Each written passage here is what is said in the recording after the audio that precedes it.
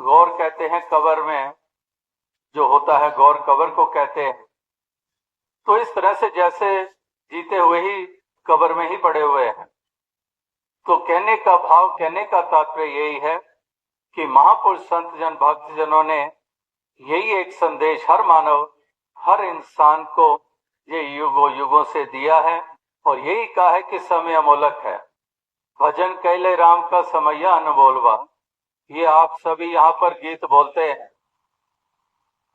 कि बड़े बड़े भाग पायो लाई मन एक तनवा, कि ये मन रूप ये तन मिला है मानुष का, ये बड़े भाग्यों से मिला है। तो जीवन को जीवन बनाए, ये जीवन को मायने दें, इसके कीमत डालें और सही मायनों में संतों महात्माओं के कहे अनुसार हम अपने जीवन को ढालते चले जाएं, उस सांचे में ढलते चले जाएं और इस प्रकार से इस धरती को हम गुलजार हम बनाते चले जाएं। वरना तो एक और पंक्ति ध्यान में आती है कि इस धरा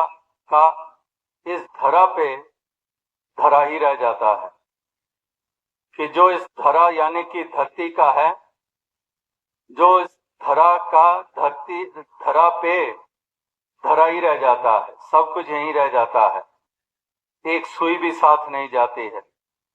ये दुनियावी प्राप्तियां, ये उपलब्धियां, ये यहीं साथ छोड़ जाती हैं, आगे कहाँ जाएंगी ये। तो इसलिए जो साथ रहता है, जो साथ जाना है, जो हमेशा साथ रहना है, उसी को आधार बनाना है, उसी के साथ नाता जोड़ना है, जो इस लोक और परलोक में भी हमें मालामाल रखता है। ऐसी दौलत के हमने भागीदार बनना है। इस प्रकार से हमने अपने इस जीवन को ऐसी एक दिशा देनी है, ऐसा एक रूप देना है और इस प्रकार से हमने जैसे कहा कि कर्तव्यों का पालन करते हुए, फर्जों की अदायगी करते हुए, इस तरह से हमने इस जीवन के सफर को हमने तय करना है।